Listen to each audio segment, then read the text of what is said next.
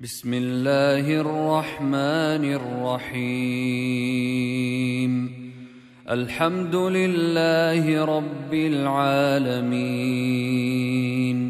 الرحمن الرحيم مالك يوم الدين إياك نعبد وإياك نستعين اهدنا الصراط المستقيم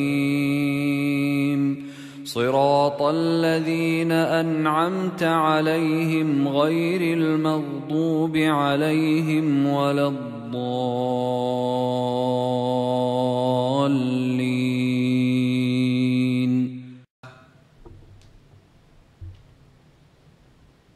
الحمد لله رب الأرباب ومسبب الأسباب وخالق خلقه من تراب،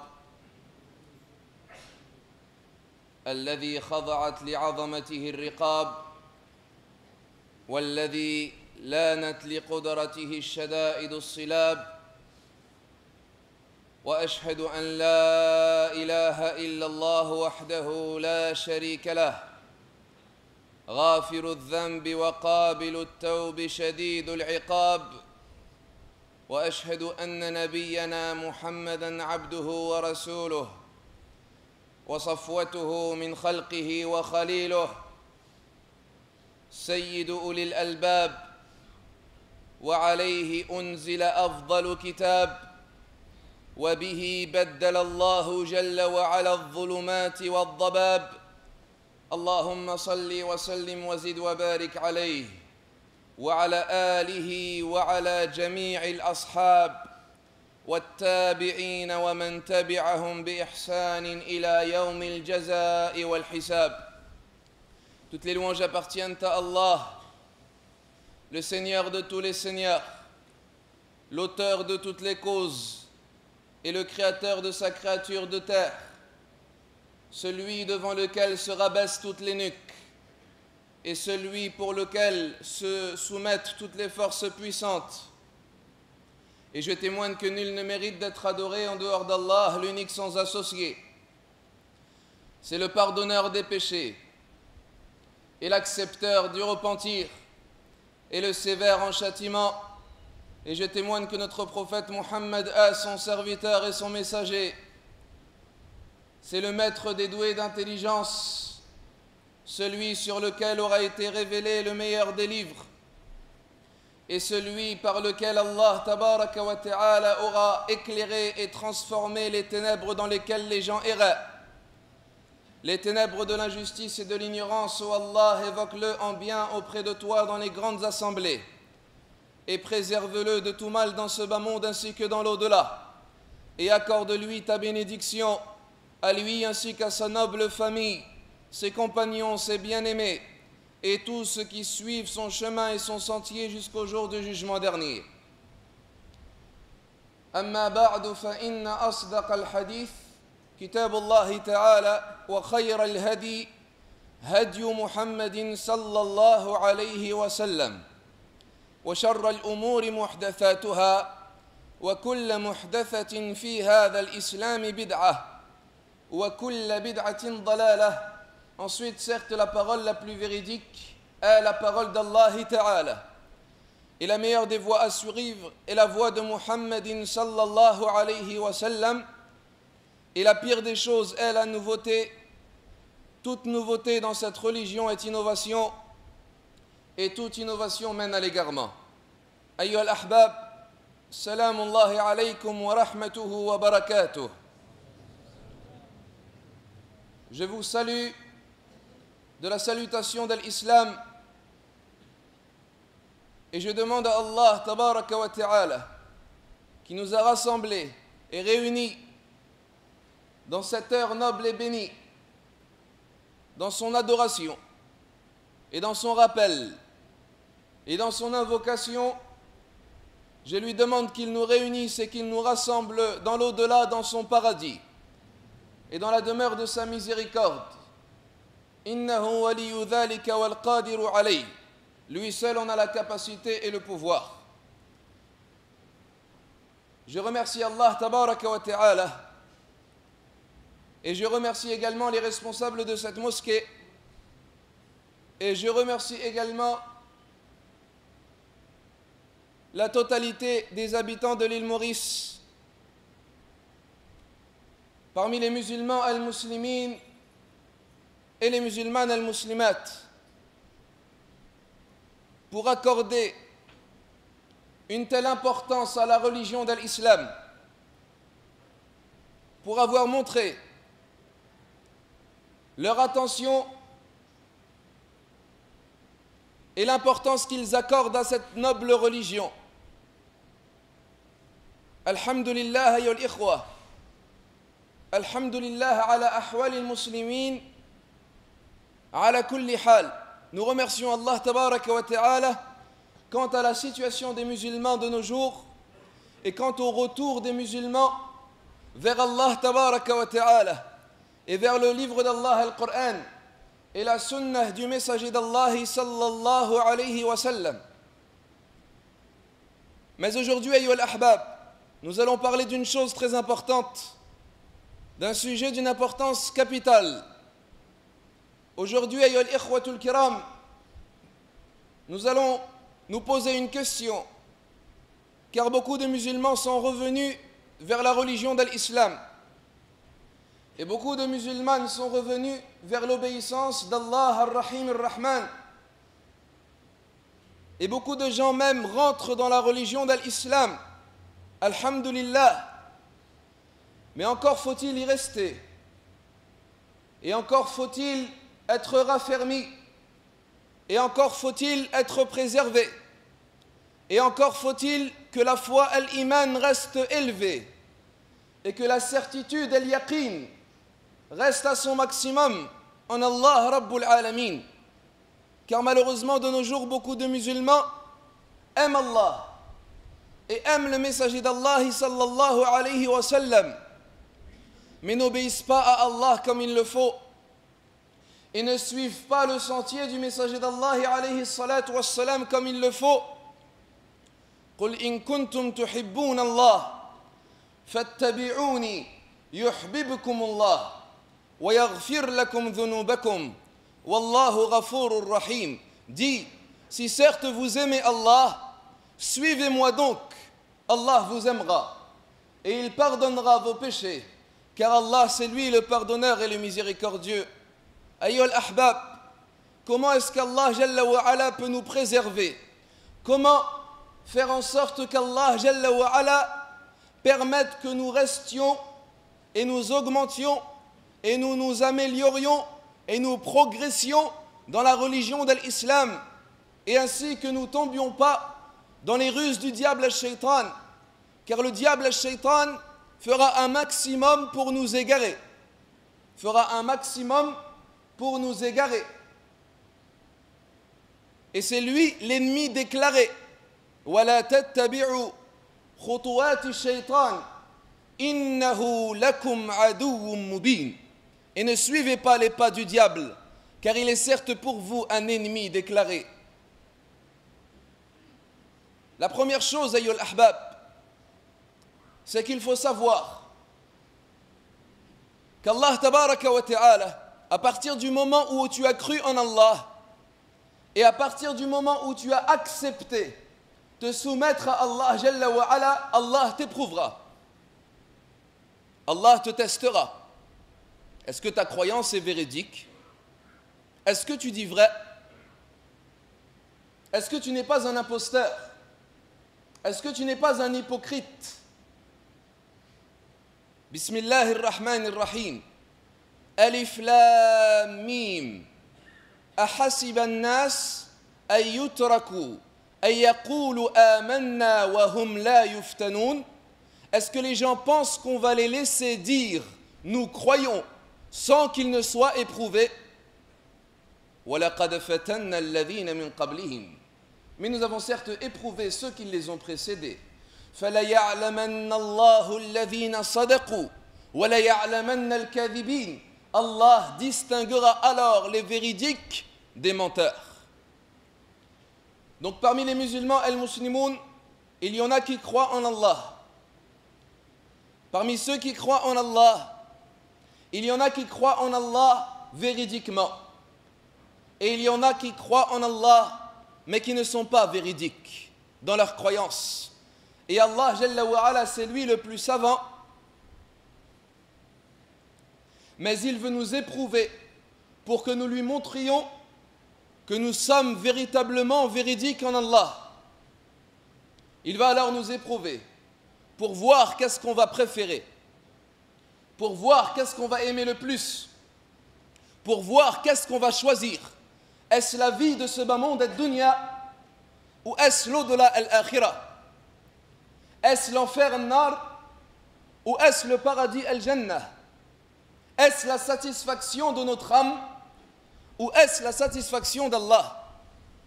Minkum man yuridu ad-dunya wa minkum man yuridu al-akhirah. Il y a parmi vous qui veulent ad-dunya et il y en a parmi vous qui veulent l'au-delà. À toi de choisir, ya Abdallah. À toi de choisir qui est-ce que tu veux rendre satisfait et qui est-ce que tu adores et pour qui tu œuvres et quelle vie tu vas sacrifier. Car soit tu sacrifieras la vie de ce bas monde ad-dunya et si ce n'est pas le cas, tu sacrifieras la vie de l'au-delà al-akhirah. Et y a-t-il un choix à faire? Et y a-t-il un choix à faire alors qu'Allah nous dit بل تحبون الحياة الدنيا والآخرة خير وأبقى. Mais vous aimez la vie de ce bas monde alors que l'au-delà est plus stable et plus meilleur. قل متاع الدنيا قليل. Dis la jouissance de ce bas monde est éphémère, est courte. والآخرة خير لمن اتقى. Et la vie de l'au-delà est meilleure pour quiconque est pieux. Donc il n'y a pas de choix à faire, ayyul ahbab. Sans aucun doute, la vie qu'il faut choisir, c'est la vie de l'au-delà. Et la demeure qu'il faut choisir, c'est la demeure du paradis al-jannah. Et la satisfaction qu'il faut effectuer, c'est la satisfaction d'Allah tabaraka wa ta'ala. Mais lorsqu'arrive l'épreuve,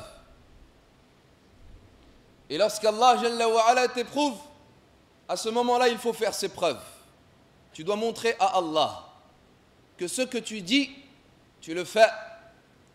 Que ce que tu crois, tu y crois véritablement. Quitte à sacrifier les plaisirs de ton âme. Quitte à sacrifier les plaisirs de ton corps. Quitte à sacrifier l'amour de certaines personnes pour l'amour d'Allah Jalla wa Ala. Qu'est-ce qui te permettra d'être préservé durant ces épreuves? Car il y en a qu'Allah éprouve par la faim. Et il y en a qu'Allah éprouve par la maladie. Et il y en a qu'Allah éprouve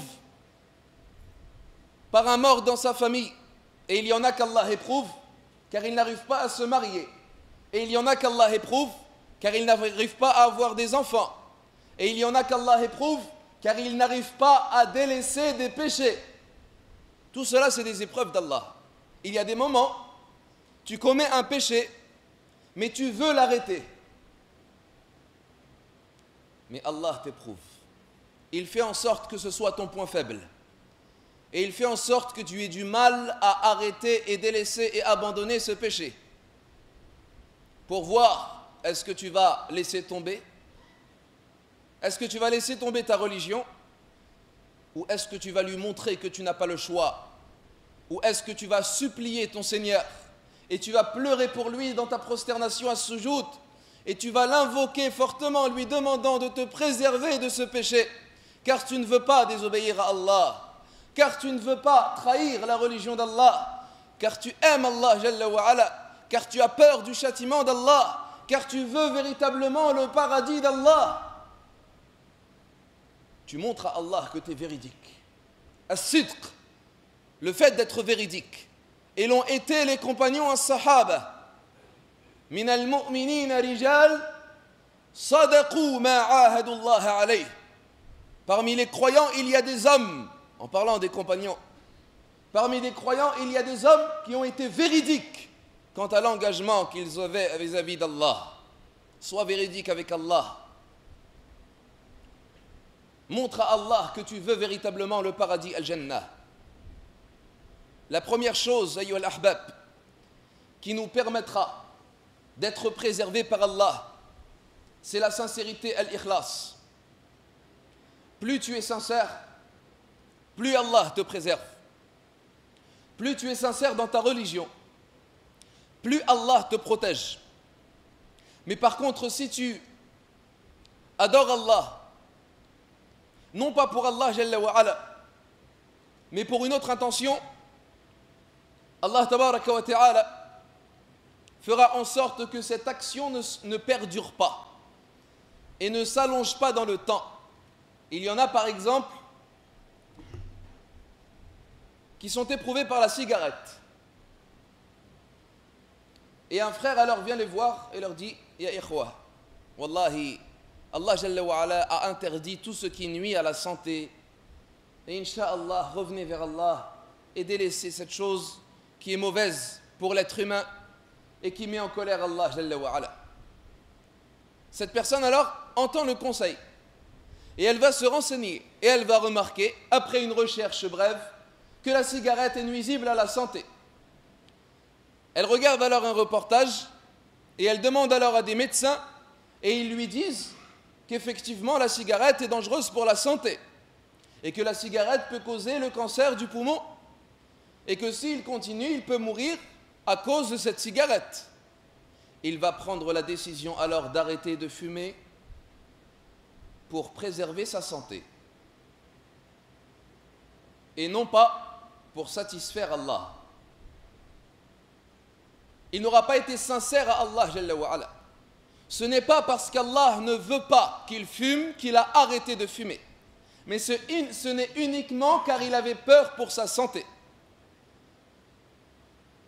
Un homme qui est éprouvé par la fornication, az-zina, et qui malheureusement court derrière le plaisir des femmes, an-nisa, et il va se mettre, wal'iyadhu billah, à séduire et à draguer jusqu'à commettre la fornication. Et c'est alors qu'on lui dit: Ya akhi, si tu continues comme cela, tu peux attraper le sida. Et alors il s'arrête, car il a peur d'attraper le sida. Dans cette situation, il n'a pas été sincère avec Allah, car il n'a pas arrêté az-zina de peur d'Allah Jalla wa Ala, mais uniquement pour préserver sa santé. Il incombe que tu sois sincère à Allah. Il incombe que tu aimes Allah Jalla wa Ala. Il incombe que lorsque tu commets un péché, tu te dis: Ya subhanallah, je suis en train de mettre en colère Allah, quel que soit le péché. C'est pour cela que les savants nous disent: lorsque tu commets un péché, ne regarde pas la petite taille du péché, mais regarde la grandeur de celui que tu viens de désobéir. Lorsque tu commets un péché, ne regarde pas la faible importance de ce péché, mais regarde celui que tu viens de désobéir. Lui, il est énorme, al-azim, Allah Jalla wa Ala. Quel que soit le péché que tu commets, tu as commis la terrible chose d'avoir mis en colère Allah et d'avoir désobéi à Allah Tabaraka wa Ta'ala. Donc lorsque tu arrêtes un péché, et lorsque tu pries pour Allah, et lorsque tu jeûnes Ramadan, et lorsque tu donnes un zakat, et lorsque tu effectues ton hajj, et lorsque tu apprends ta science religieuse, et lorsque tu viens à la mosquée, et lorsque tu pries à l'heure, et lorsque tu délaisses les péchés, et lorsque tu récites le Coran, fais tout cela uniquement pour Allah. C'est comme cela que ton action va perdurer dans le temps.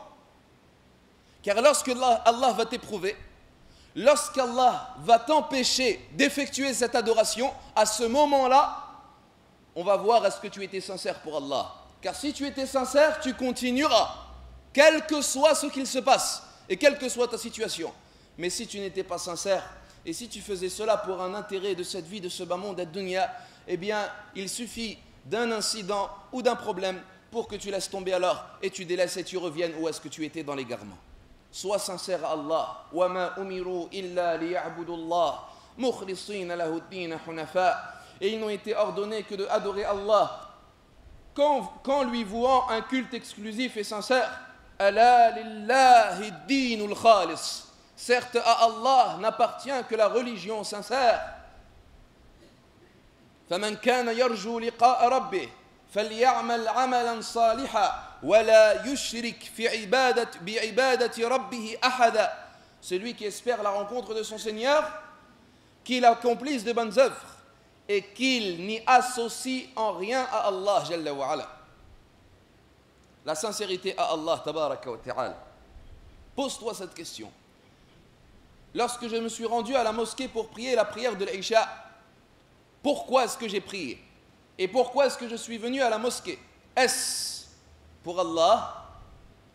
Ou bien est-ce parce que je voulais voir des frères? Parce que ça fait longtemps que je n'ai pas vu certains frères en Allah?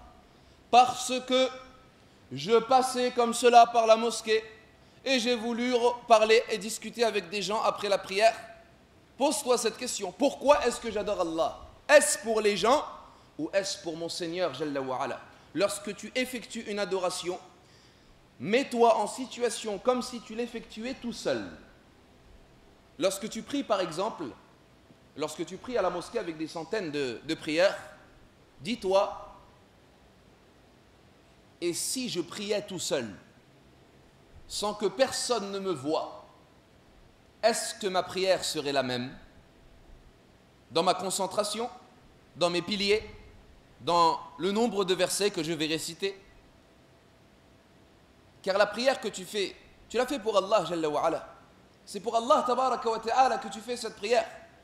C'est pour cela que certains pieux prédécesseurs, lorsqu'ils adoraient Allah, ils étaient tellement sincères dans leurs adorations qu'ils essayaient même de se cacher des anges qui notent les bonnes actions. Même des anges, ils ne voulaient pas que les anges ne les voient. Tellement ils voulaient que leur action ne soit que vouée qu'à Allah Jalla wa Ala. Al-ikhlasu lillahi tabaraka wa ta'ala. Et parmi les signes de la personne qui n'est pas sincère, c'est que son action ne dure pas. Si tu vois quelqu'un qui vient vers la religion d'Allah Azza wa Jal, pendant 2, 3 semaines, 1 mois, il commence à revenir vers la religion, tu le vois, masha'Allah, prier, jeûner, réciter le Coran. Si tu vois qu'au bout d'1 mois, 1 mois et demi, il se retourne, wal'iyadu billah, complètement, et il part, wal'iyadu billah, sache que malheureusement, il n'était pas véritablement sincère dans son retour. Pourquoi? Parce qu'il a fallu d'une petite épreuve pour qu'il abandonne. Mais quelqu'un qui est sincère, il n'abandonne jamais. Quelqu'un qui veut et qui est véridique, il n'abandonne jamais. Avez-vous vu quelqu'un qui ouvre un commerce, qui veut lancer une série d'entreprises et qui a le savoir-faire et qui veut réussir dans sa vie et qui veut gagner son salaire? Il va très peu dormir et il va travailler et il va faire tout son possible. Et quelle que soit l'épreuve qui va lui arriver, il surmontera et il patientera jusqu'à arriver à son but. Pourquoi? Parce qu'il est sincère dans son commerce, parce qu'il est véridique, parce qu'il veut vraiment réussir. Eh bien, c'est la même chose pour la religion d'Allah. Si tu veux véritablement, tu resteras bi'idnillahi azza wa jal dans cet état et tu progresseras et Allah jalla wa ala t'aidera. La sincérité al-ikhlas, c'est cette sincérité qui fait rester les actions. فَأَمَّا الزَّبَدُ فَيَذْهَبُ جُفَاءً. Allah nous dit, quant à l'écume de la mer, فَيَذْهَبْ جُفَاءً, elle part et elle disparaît. Parce que l'écume de la mer et les débris que la mer rassemble, comme les algues et les plantes et tout ce qu'elle ramasse, et les grains de sable, يَذْهَبْ جُفَاءً, disparaît. Parce que ce n'est pas quelque chose qui sert, ce n'est pas quelque chose qui est utile, ce n'est pas quelque chose qui est véridique, qui est stable. وَأَمَّا مَا يَنْفَعُ النَّاسِ, mais quant à ce qui est utile pour les gens, فَيَمْكُثُ فِي الْأَرْضِ. Allah nous dit, ce qui est utile pour les gens, il reste et il perdure. Un jour, au temps de l'imam Malik, rahimahullah, l'imam Malik avait écrit son livre, qui est le recueil de hadith, et le premier recueil de hadith de l'histoire de l'islam, Al-Muwatta de l'imam Malik. Il rassembla alors les hadiths du messager d'Allah sallallahu alayhi wa sallam. Et lorsque les élèves de l'imam Malik tournaient dans le marché, ils se sont rendus compte que beaucoup de gens avaient écrit également un livre qu'ils avaient appelé Al-Muwatta. Chaque personne voulait faire comme l'imam Malik. Ils ont vu que l'imam Malik avait une prestance, avait une réputation. Ils se sont dit, nous aussi on va faire un livre et on va l'appeler Al-Muwatta et on va le vendre dans le marché. Les élèves sont alors voir l'imam Malik. Ils lui ont dit, ya imam, kathurat al-mu'atta'at fi souq. les livres d'Al-Mu'atta se sont multipliés dans le marché.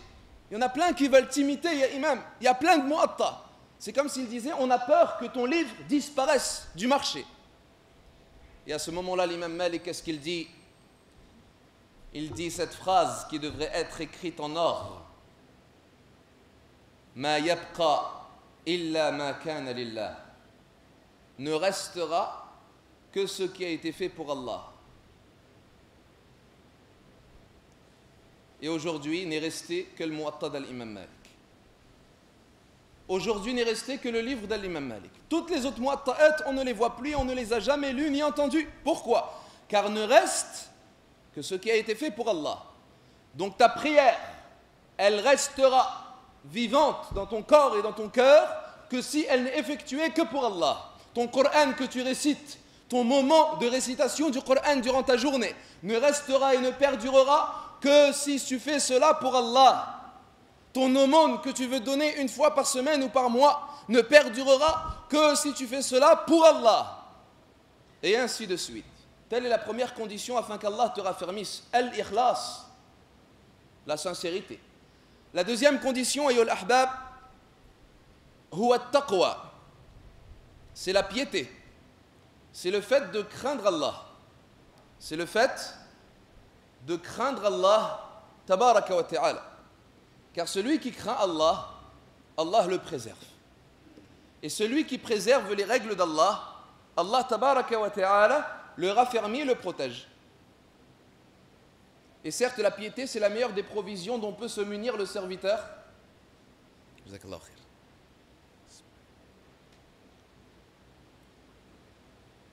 Nous, à Paris, on n'a pas ce temps, cette chaleur. Généralement, le verre d'eau, je le bois à la fin de la conférence. Mais là, je pense que j'aurais besoin de... At-taqwa, la piété, elle te permet de bénéficier de la protection d'Allah tabaraka wa ta'ala. C'est la meilleure des provisions dont peut se munir le serviteur. Et c'est le meilleur vêtement par lequel s'habille le serviteur, la piété. Tes vêtements physiques te couvrent tes parties intimes. Et la piété te couvre tes péchés. Et les péchés représentent les parties intimes spirituelles de l'être humain. Car aucune personne ne souhaiterait qu'on dévoile ses parties intimes. Comme aucune personne n'aimerait qu'on dévoile ses péchés. Donc lorsque tu veux cacher tes parties intimes, tu les caches avec tes vêtements. Et lorsque tu veux cacher tes péchés, tu les caches avec ta piété. Tu crains Allah tabaraka wa ta'ala. Et c'est par la crainte qu'Allah te préservera. Allah nous dit Jalla wa ala wa tazawwadu fa inna khayra zadi taqwa. Et prenez vos provisions. Et certes, la meilleure des provisions est la piété. Wattaquni ya ulil albab. Et craignez-moi, ô vous les doués d'intelligence. Et Allah nous dit Jalla wa ala Ya bani Adam, Allah nous dit tabaraka wa ta'ala wa libasu taqwa dhalika khayr. Et le vêtement de la piété est bien meilleur. Il faut craindre Allah Jalla wa ala. Faman ittaqa waqah. Car celui qui craindra Allah, Allah le protégera. Et celui qui craindra Allah, Allah lui accordera une issue, une solution. Tu vois, lorsque tu es éprouvé, lorsque tu as un problème, lorsque tu es soucieux, lorsque tu es préoccupé, ô vous les jeunes qui désirez vous marier, ô vous les jeunes qui désirez réussir dans vos examens, ô vous les jeunes qui souhaiteraient être pieux et ne plus désobéir à Allah, c'est un problème. Eh bien, ce problème a une solution. Et Allah vous accordera cette solution lorsque vous allez le craindre. Allah nous dit وَمَنْ يَتَّقِ اللَّهَ يَجْعَلْ لَهُ مَخْرَجًا. Et celui qui craint Allah, Allah lui accordera une issue. Donc il est là, elle est là la solution. Tu as un problème, crains Allah. Remets-toi en cause. Est-ce que tu es bien avec Allah? Est-ce que tu crains Allah tabaraka wa ta'ala? Est-ce que tu essayes de te soumettre aux ordres d'Allah. Car si ce n'est pas le cas, ne te pose pas de questions. Pourquoi est-ce que tes problèmes ne sont pas résolus? Il faut craindre Allah Jalla wa Ala. Allah nous dit وَمَن يَتَّقِ اللَّهَ يَجْعَلْ لَهُ مِنْ أَمْرِهِ يُسْرًا. Et celui qui craint Allah, Allah facilitera ses affaires.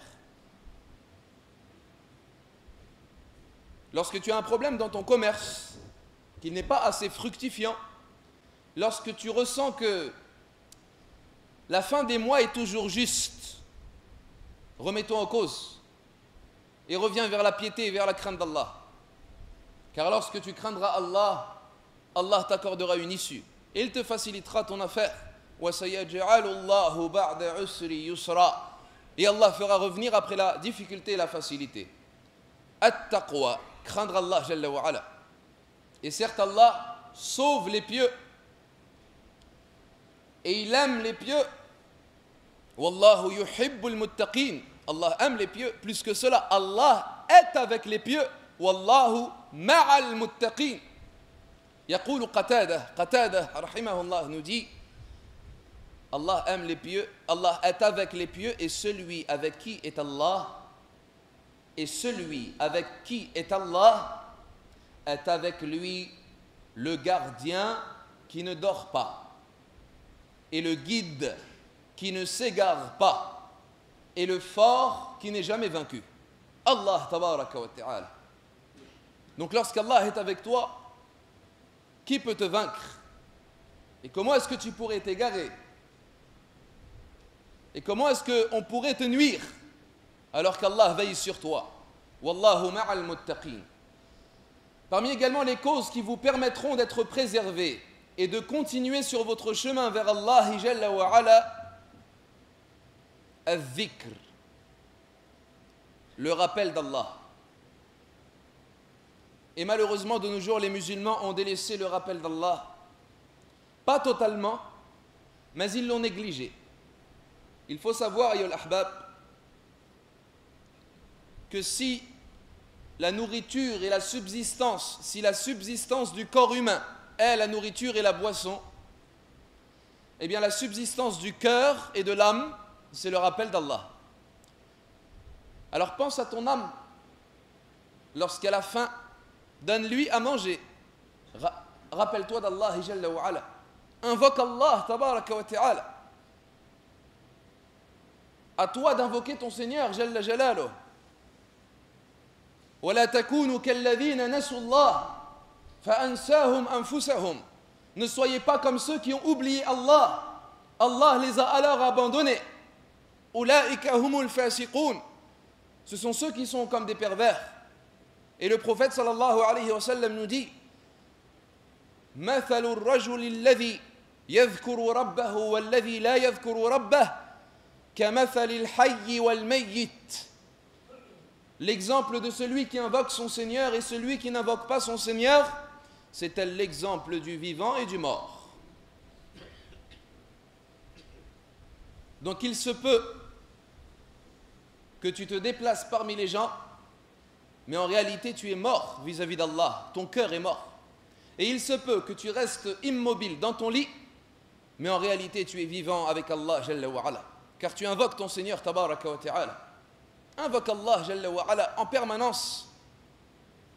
Et la meilleure des invocations n'est autre que la parole d'Allah, Al-Qur'an. Et le Qur'an tranquillise ton cœur et l'apaise, et il t'établit une protection. Car lorsque tu récites le Coran, Allah Jalla wa Ala met entre toi et le diable, le shaitan, une protection. Ainsi le diable ne peut pas t'approcher. Et lorsque tu invoques Allah, Allah t'exauce. C'est pour cela qu'Allah nous dit wa imma yunzirannaka minash shaitani nazrun. Et lorsque vous vient un chuchotement du diable, le shaitan, fasta'iz billah. Demande refuge auprès d'Allah. Innahu huwa as-sami'ul alim. Car Allah, c'est lui l'entendant et l'omniscient.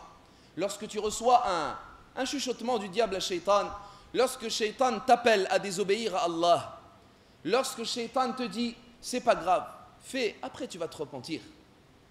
C'est pas grave. Ramadan il arrive. C'est pas grave. Le Jumu'ah il arrive. C'est pas grave. Tu es encore jeune. Tu as du temps. Quand tu seras un peu plus âgé, tu pourras te mettre dans la religion bien comme il faut. Mais pour l'instant, profite de ta jeunesse, profite de ta force, profite de ta beauté. Désobéis. Après Allah Azza wa Jal, de toute façon, il est pardonneur, il va pardonner. A'udhu billah. Cherche refuge auprès d'Allah. Car toutes ces choses-là ne sont que des ruses de la part du diable, le shaitan.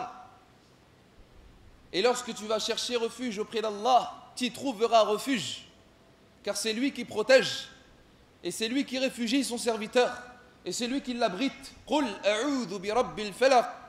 Qul a'udhu bi rabbin nas. Iyyaka na'budu wa iyyaka nasta'in. C'est toi que nous adorons et c'est en toi que nous appelons le secours, que nous implorons le secours. Dis, je cherche refuge auprès du Seigneur de l'aube. Dis, je cherche refuge auprès du Seigneur des hommes. Lorsque te vient le diable, le shaitan, ne l'écoute pas. Car si tu l'écoutes, tu vas le suivre. Ne l'écoute pas. Mais reconnais et dis-toi, ah, c'est le shaitan qui parle. Et tout de suite invoque Allah. Car avec ton invocation d'Allah, le shaitan fuira. C'est comme cela qu'il faut se comporter. Lorsque te vient le diable, le shaitan, tout de suite, a'udhu billah. Astaghfirullah. La hawla wa la quwwata illa billah. La ilaha illallah. Récite le Coran. Subhanallah al-azim. Subhanallah wa bihamdih. Et à ce moment-là, le diable, le shaitan, va alors devoir s'éloigner et s'enfuir. Et alors tes pensées vont redevenir raisonnables après avoir eu l'intention de vouloir peut-être désobéir à Allah. Si seulement la personne, lorsque lui venait shaitan, allait faire ses ablutions et prier 2 rak'at, je ne pense pas qu'à la fin de sa prière, elle aurait envie de désobéir à Allah. L'invocation d'Allah, Jalla wa Ala, être en permanence en relation avec ton Seigneur. Tu invoques en permanence Allah. Ta langue est humidifiée par l'invocation d'Allah et par le livre d'Allah, le Coran. C'est comme cela que tu seras raffermi. Car lorsque tu es en permanence avec Allah, comment veux-tu qu'Allah t'abandonne? Lorsque tu es en permanence avec Allah, comment veux-tu qu'Allah t'égare? Alors que toi, tu invoques toujours Allah, et tu glorifies Allah, et tu remercies Allah, et tu récites la parole d'Allah, comment veux-tu qu'Allah te délaisse? Mustahil, impossible. Mais si seulement les gens étaient dans l'invocation d'Allah, car malheureusement de nos jours, les gens ont préféré la parole du diable, le shaitan, à la parole d'Allah. De nos jours, les gens, lorsqu'ils fredonnent quelque chose, ce n'est pas de l'invocation d'Allah, ni du Coran, mais lorsqu'ils fredonnent quelque chose, ils fredonnent des chansons. Hein? Ils viennent te dire, mais comment ça se fait, toi, jamais ça te vient un air de musique? Et toi, comment ça se fait, ça te vient jamais une sourate du Coran? Plus tu vas écouter une chose, plus elle reviendra dans ton esprit. Plus tu écoutes le Coran, puis le Coran revient. Et alors, tu te mets à réciter des sourates même sans t'en rendre compte. Tellement tu les as récitées, tellement tu les as entendues, tellement tu les as révisées. Plus tu invoques Allah, plus l'invocation d'Allah sera sur tes lèvres. C'est pour cela qu'il y a des gens, masha'Allah, tellement ils invoquent Allah, Jalla wa Ala, lorsqu'ils sursautent, hein, qu'est-ce qu'ils vont dire? Ils ne vont pas dire « Ah, non, Allahu Akbar, Bismillah, La ilaha illallah ». Tellement ils sont habitués à invoquer Allah. Tu les vois même lorsque ils s'allongent dans leur lit, ou bien même lorsqu'ils sont en train de dormir et qu'ils se retournent dans leur lit, ou bien qu'ils n'arrivent pas à dormir, hein, même en dormant. La hawla wa la quwwata illa billah. Subhanallah. Tellement ils sont habitués à invoquer Allah. La langue prononce ce qu'elle est habituée à prononcer. Et l'esprit pense à ce qu'il est habitué à penser. Mais si tu as l'habitude d'écouter de la musique, que ce soit dans tes écouteurs, sur Internet, à la télé, dans le poste de voiture, que ce soit sur ton portable, hein, tu ne fais pas attention, tu mets la musique, tu écoutes, tu me dis non, mais de toute façon c'est pour me détendre, moi la musique ça ne me fait rien, j'ai le Coran et j'ai la musique. On dit non, il faut faire un choix. Yaqul Ibn Mas'ud nous dit, ne se rassemble pas dans le cœur du croyant la musique et le Coran. Si la musique rentre, le Coran partira. Et si le Coran rentre, la musique partira. C'est pour cela que tu verras tous ceux qui récitent le Coran et qui sont revenus vers le Coran et qui aiment le Coran, ils n'ont plus aucun intérêt pour la musique. Et ceux qui sont toujours dans la musique, ils te disent « Ouais, mais j'ai la flemme d'ouvrir le Coran, j'ai la flemme. » Mais c'est normal, la musique vient tout gâcher. Ce plaisir d'écouter la parole d'Allah, il disparaît avec la parole du diable, le shaitan. Donc attention, et à toi de faire attention, car si tu nourris ton cœur de musique, tu n'invoqueras plus Allah. Et lorsque tu n'invoques plus Allah, tu es faible. Et tu es faible devant les tentations. Tu es faible devant les épreuves. Et après tu te demandes pourquoi tu t'égares. Et après tu te demandes pourquoi ta foi devient faible. Et après tu te demandes pourquoi tu n'as plus envie d'aller à la mosquée. Et après tu te demandes pourquoi tu n'ouvres plus le Coran. C'est normal. Tu ne t'es pas protégé. Vous voyez, lorsque vous allez sur Internet avec un ordinateur, de nos jours, surtout avec Internet, de nos jours, l'antivirus, il est devenu obligatoire. Tellement il y a de virus, tellement il y a de problèmes sur Internet, il n'y a pas un ordinateur qui n'a pas antivirus. Et si l'ordinateur va sur Internet sans l'antivirus, il se faut plus qu'une semaine ou quelques jours pour qu'il devienne malade. Eh bien, dans cette vie, il y a des virus. C'est les tentations, c'est le diable, le shaitan, c'est ton âme, c'est tout ce qui t'appelle au mal. Il faut que tu aies ton antivirus. Et ton antivirus, c'est le rappel d'Allah. C'est le meilleur antivirus. Il n'y a aucun abonnement. C'est un antivirus gratuit. Mais au contraire, tu t'abonnes à cet antivirus et tu reçois des hasanat. C'est énorme auprès d'Allah Azza wa Jal. Et Allah t'élève en degré. Il te récompense par le paradis et le Jannah. Mais dans cette vie, il te protège. Invoque Allah, récite le Coran, récite la parole d'Allah Azza wa Jal. Peut-être qu'au début, ça sera une contrainte. Mais lorsque tu vas t'y habituer, Allah, Jalla wa Ala, et c'est que Allah, il mettra dans ton cœur l'amour du Coran. Et à ce moment-là, tu ne voudras que lire le Coran, et écouter le Coran, et réviser le Coran, et tu seras capable d'enchaîner des heures de récitation du Coran sans même t'en lasser. Mais ceci, ce n'est que par la grâce d'Allah Jalla wa Ala. Parmi également les choses qui te permettra d'être préservé dans les épreuves, et c'est une chose très importante, c'est la fréquentation. Et beaucoup de gens ne font pas attention à la fréquentation. La fréquentation peut transformer un pieux en un pervers, wal'iyadhu billah. Comme elle peut transformer une sœur chaste et pure en une sœur, wal'iyadhu billah, parmi les pires des personnes qui peuvent se trouver sur cette terre. La fréquentation, ayyuhal ahbab, le prophète sallallahu alayhi wa sallam nous dit « Al-mar'u ala dini khalilih, falyanzur man yukhalil » L'individu a la religion de celui qu'il fréquente.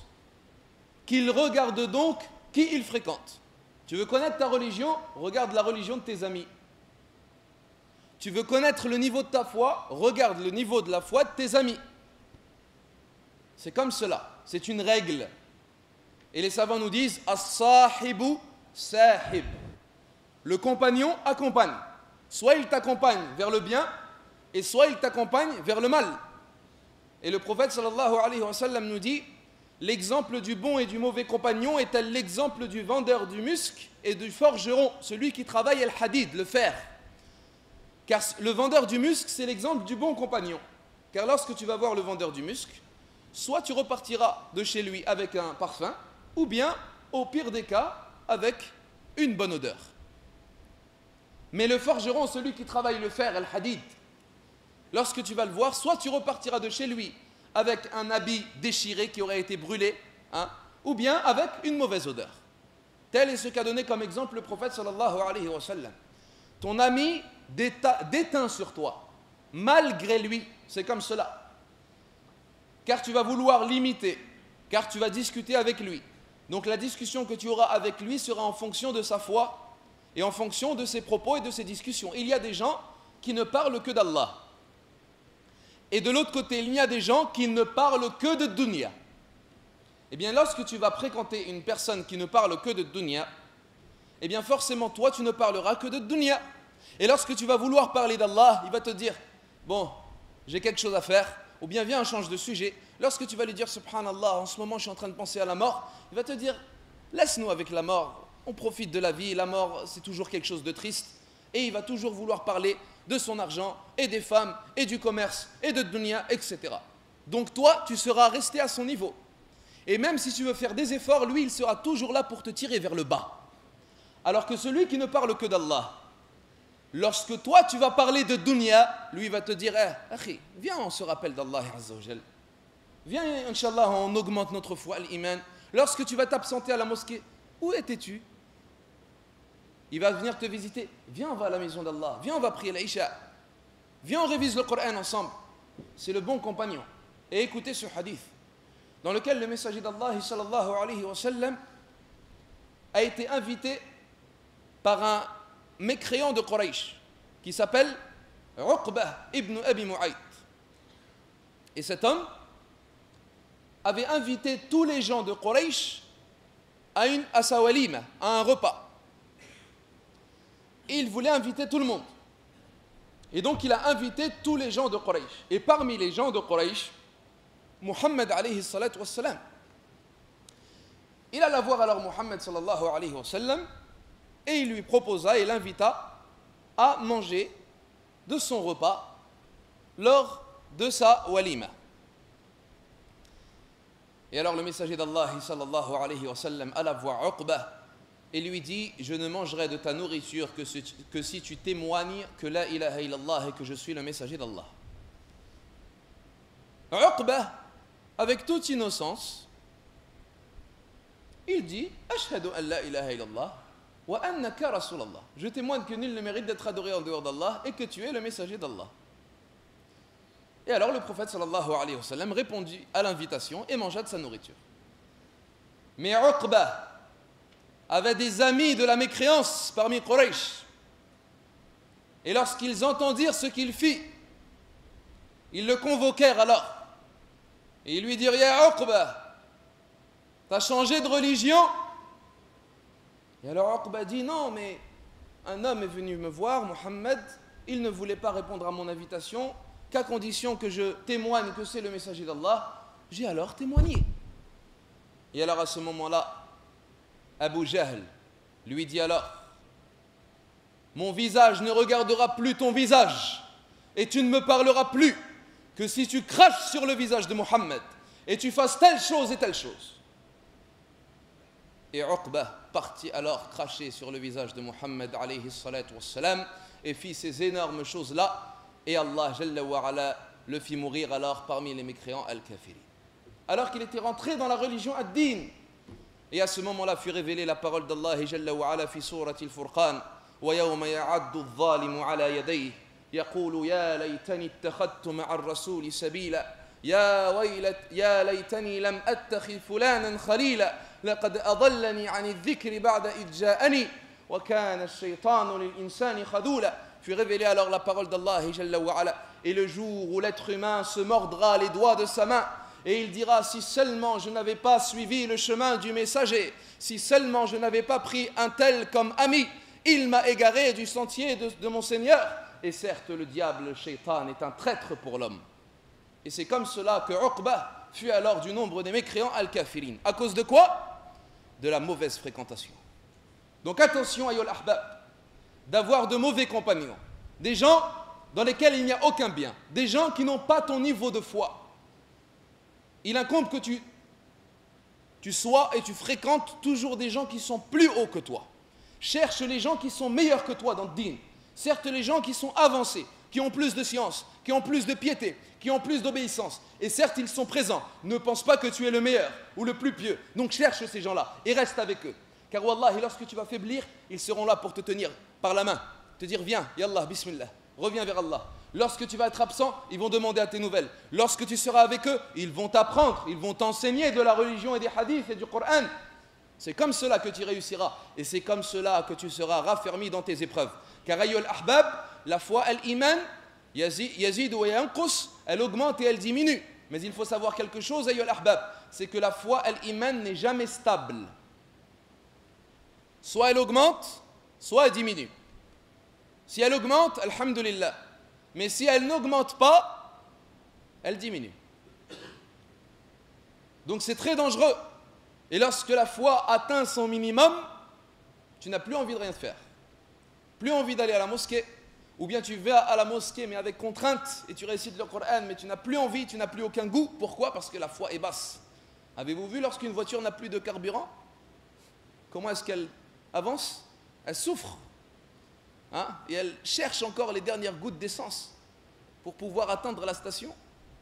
Toi c'est la même chose, tu cherches les dernières gouttes de foi pour pouvoir atteindre Ramadan. Fais en sorte que ton niveau de foi ne soit jamais au minimum. Toujours le plus haut. Comme ça, si elle baisse, elle est encore haute. Tu peux encore respirer dans ta religion. Et nous terminons, ayyuhal ahbab, cette conférence par la dernière chose qui te permettra d'être raffermi. Et ces choses-là, c'est moi qui les ai résumées, mais il y en a certes d'autres. Il y en a certes d'autres. La dernière chose que je vais évoquer aujourd'hui concernant les causes qui te permettront d'être raffermi dans ta religion ad-din, surtout concernant les épreuves, c'est la chose que malheureusement beaucoup de gens négligent, alors que c'est la première chose à faire, ad-du'a. Ad-du'a, l'invocation. Beaucoup de gens, ils te disent quelquefois, aqal shay, yani, ils te disent, la plus petite des choses, c'est au moins que tu fasses du'a. Mais c'est la plus grande des choses, ad-du'a. Et c'est la première des choses à faire. Avant de demander, lorsque tu arrives, tu as un problème, hein, tu as un problème d'argent, tu es endetté, tu dois rembourser quelqu'un, tu es malade, tu as eu un accident de voiture, etc. Qu'est-ce qui t'arrive? La première des choses, tu sors ton téléphone portable. Tu regardes le répertoire. Tu cherches les gens qui vont t'aider. Qui appeler? Avant la communication avec la créature, demande d'abord au créateur al-Khaliq. La première des choses. On ne te dit pas qu'il ne faut pas faire les causes, al-asbab. Mais on te dit la première des choses déjà, invoque Allah. Demande à Allah Jalla wa Ala. Wa qala rabbukum ud'uni astajib lakum. Et votre Seigneur a dit, invoquez-moi, je vous répondrai. Wa idha sa'alaka ibadi anni fa inni qarib ujibu da'wata ad-da'i idha da'an. Et lorsque mon serviteur interroge quant à mon sujet, je suis proche et je réponds à l'invocation du serviteur lorsqu'il m'invoque. Amma yujibul mudtarra idha da'a. N'est-ce pas lui qui répond à l'angoissé lorsqu'il l'invoque? Donc à vous et à nous tous d'invoquer Allah Jalla wa Ala et d'être certain qu'Allah est capable d'exaucer la dua et qu'Allah le fera bi'iznillah. Car il y a des gens qui, lorsqu'ils invoquent Allah, bah, j'ai déjà invoqué, hein. J'arrête pas de faire des duas, mais ça vient jamais. Bon, allez, on va encore essayer. Non, ya akhi. Allah, il veut voir ta certitude. Allah, il veut voir est-ce que tu lui fais confiance. Et c'est lorsque dans tes duas, tu vas lui faire confiance et tu es certain qu'il est capable de t'aider, à ce moment-là, il va t'aider. Vous voyez, lorsque la personne, elle est affligée, elle est dans une situation terrible, elle a peur, et elle sait que personne ne pourra l'aider sauf Allah. À ce moment-là, elle fait dua, elle pleure. À ce moment-là, les savants nous disent, elle est tellement sincère qu'Allah l'aide. Pourquoi? Parce qu'elle, c'est pas ces petites duas qu'elle fait, bon allez je fais dua parce que je dois faire dua, et puis Inch'Allah, dans, je sais pas, il faut, jusqu'à quand je vais faire dua, mais non. À ce moment-là, elle est coincée. Donc elle demande et elle est concentrée et elle supplie Allah et elle pleure. Eh bien c'est lorsqu'elle montre à Allah qu'elle est sincère qu'Allah l'aide. Moussa alayhi salatu wassalam, lorsqu'il s'est trouvé devant la mer Rouge, et derrière lui, Pharaon, l'ennemi, il était avec ses compagnons Banu Israël. Derrière lui l'ennemi, devant lui la mer. Il n'avait aucune issue. Et à ce moment-là, ses compagnons, qu'est-ce qu'ils lui dirent? Ya Moussa, inna la mudrakun. Oh Moussa, ça y est, on est rejoint, on ne peut plus rien faire. La mer, elle est devant nous, les ennemis avec leurs armes et leurs forces, ils sont derrière nous, on n'a plus d'issue. Qu'est-ce qu'il a dit Moussa? Il n'a pas dit non, kalla inna ma'iya rabbi sayahdin. Il dit non, j'ai mon Seigneur, il va me guider. À ce moment-là, Allah lui a dit de frapper avec son bâton sur la mer. Et il lui a ouvert la mer devant lui, Jalla wa Ala. C'est lorsqu'il a montré à Allah qu'il avait confiance en lui. Hajar, la femme d'Ibrahim, lorsque Ibrahim a dû l'abandonner pour partir prêcher à Allah, il a laissé Hajar avec son fils Ismaïl, alayhi salatu wassalam, sans aucune personne veillant sur elle, sans aucune nourriture, sans aucune végétation, sans aucune source d'eau. C'était dans une terre aride, chaude, sèche. Il n'y avait pas de pluie, il n'y avait pas d'eau, il n'y avait pas d'oasis, il n'y avait pas de palmier, rien du tout, alors qu'elle était en train d'allaiter son nouveau-né, alors qu'elle avait peur de mourir, et son nouveau-né le premier. Mais qu'est-ce qu'elle dit? Elle alla voir Ibrahim avant qu'il parte. Elle lui dit, ya Ibrahim, est-ce Allah qui t'a ordonné de faire cela? C'est-à-dire, est-ce Allah qui t'a ordonné de me laisser comme cela dans cette situation? Il lui dit, Naam, oui. Et à ce moment-là, Hajar dit alors, Idhan, la yudayya'una. Ainsi, il ne nous abandonnera jamais.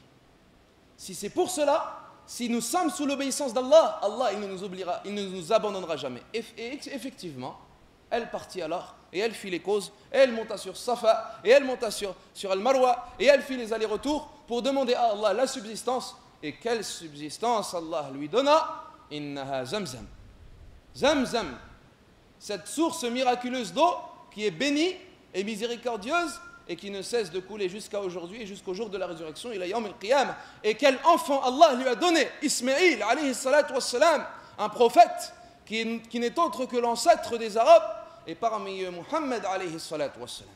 Ad-du'a, al-yaqin, la certitude en Allah. Lorsque tu as un problème dans une épreuve, sois dans la certitude qu'Allah va t'aider. Et aie confiance en Allah à partir du moment où tu le crains, à partir du moment où tu es pieux.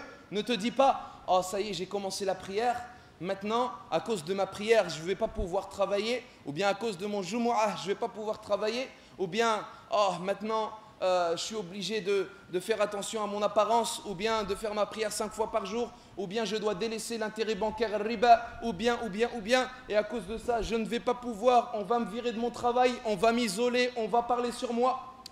Tu as confiance en Allah. Allah, Jalla wa Ala, il élève celui qui le craint. Allah, il honore le pieux at-taqi, et il rabaisse le désobéissant, et il rabaisse, wal'iyadu billah, l'injuste. Donc à toi de faire confiance en Allah, et d'avoir certitude en Allah, tabaraka wa ta'ala. Ayyuhal ikhwatul kiram, revenons tous vers Allah, Jalla wa Ala, et soyons raffermis dans les épreuves d'Allah, tabaraka wa ta'ala, car il est facile de revenir dans la religion d'Allah, mais il est difficile de rester raffermi par Allah Jalla wa Ala. Ainsi, ayyul ahbab, soyez vigilants quant à les ruses du diable al-shaytan et quant à la faiblesse de l'âme an-nafs, car Allah Jalla wa Ala a inspiré à notre âme son côté pieux et son côté pervers. Il nous dit Jalla wa Ala, wa nafsin wa ma sawaha fa alhamaha fujuraha wa taqwaha. Et par l'âme et tout ce qu'il lui a inspiré, il lui a inspiré son côté pieux et son côté pervers. Aura réussi celui qui l'aura purifié et aura perdu celui qui l'aura délaissé. Tu veux laisser ton âme courir derrière les plaisirs, tu veux laisser ton âme dormir durant la prière de l'Fajr, tu veux laisser ton âme critiquer tes frères, tu veux laisser ton âme manger al-haram, tu veux laisser ton âme regarder al-haram, tu veux laisser ton âme écouter al-haram, tu seras perdu et égaré par Allah Jalla wa Ala. Mais si tu fais tout ton possible pour purifier cette âme, pour dompter cette âme, pour éduquer cette âme, à ce moment-là tu réussiras et Allah sera avec toi. Et Allah sera avec toi. Et nous devons demander à Allah de nous protéger, de nous préserver, de nous raffermir.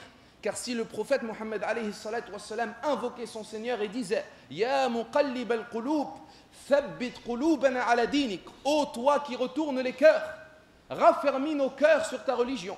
Lui alayhi salatu wassalam, celui au cœur pur et pieux, il demandait à son Seigneur de raffermir son cœur sur sa religion. Car il dit sallallahu alayhi wa sallam dans un autre hadith Inna qulub al-ibad bayna yaday ar-Rahman yuqallibuha kayfa yasha. Certes, les cœurs des serviteurs sont entre deux doigts du tout miséricordieux ar-Rahman et il les retourne comme il le veut. Donc, ayyul ahbab, soyons Supplions Allah Jalla wa Ala et invoquons notre Seigneur Tabaraka wa Ta'ala et demandons refuge et protection auprès d'Allah Jalla Jalaluh. Lui seul est le protecteur et lui seul est ceux qui préservent les serviteurs et l'ibad. Barakallahu fikum wa shakarallah hudurakum. Je vous remercie de votre présence. Je vous remercie de votre attention et de votre venue. Et je tiens à vous préciser que mon séjour à l'île Maurice était parmi les meilleurs séjours que j'ai pu passer de toute ma vie. Et je remercie ainsi tous ceux qui m'auront accueilli et tous ceux qui m'auront ainsi accompagné durant ce voyage. Et je compte, bi'idhnillahi azza wa jal, revenir très prochainement. Fabarakallahu fikum, je garde un très bon souvenir de l'île Maurice et de la communauté musulmane de cette île.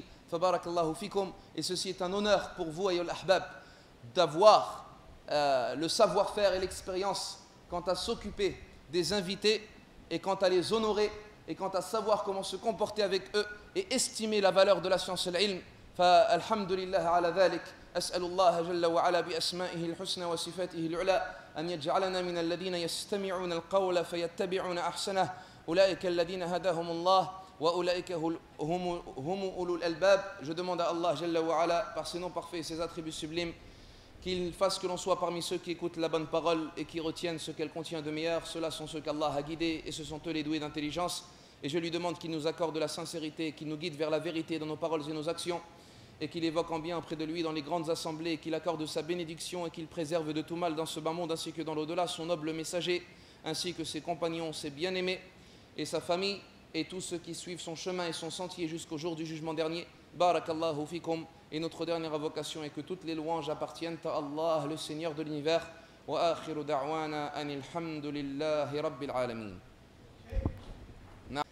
Par rapport au fait, et notre frère, notre cheikh, il nous a précisé quelque chose de très important, c'est le fait de considérer la présence des nécessiteux et des pauvres, al-masakin, al-fuqara, des indigents, de ceux qui ont besoin de notre argent, de ceux qui ont besoin de nos richesses, car malheureusement ils souffrent. Et ceci est leur droit et notre devoir de les aider, bi'idhnillahi azza wa jal. Mais je tiens à préciser qu'il a comparé cela avec Al-Hajj. Et le pèlerinage Al-Hajj, c'est une énorme adoration de la part d'Allah auprès d'Allah tabaraka wa ta'ala. Et Al-Hajj, bien évidemment, il est obligatoire à faire une fois dans sa vie. Une fois dans sa vie. Mais le prophète sallallahu alayhi wa sallam a recommandé, pour la personne qui en a les moyens, de revenir au moins une fois tous les 5 ans, comme dans le hadith du prophète sallallahu alayhi wa sallam. Donc, moi je préfère diriger mon conseil et ma recommandation à tous les gens qui ont de l'argent, et à tous les gens qui ont des richesses, et à tous les gens qui ont cet argent et qui ont la capacité d'aider leurs frères et de partir au Hajj. De leur dire, ayyul ikhwatul kiram, n'oubliez ni le droit d'Allah, Jalla wa ala, ni le droit des serviteurs d'Allah, tabaraka wa ta'ala. Qu'est-ce que cela veut dire? Cela veut dire que celui qui part au Hajj, c'est quelqu'un qui a vu les signes d'Allah, Jalla wa ala. Fihi ayatun bayyinat, ayatun bayyinat, maqamu Ibrahim. Il y a des signes d'Allah à Mecca ou al Medina. Donc la personne, sa foi augmente. Et si elle a encore la capacité de revenir, comme il nous dit, plusieurs années au pèlerinage, c'est qu'alhamdulillah, Allah lui a donné la capacité et l'argent pour cela.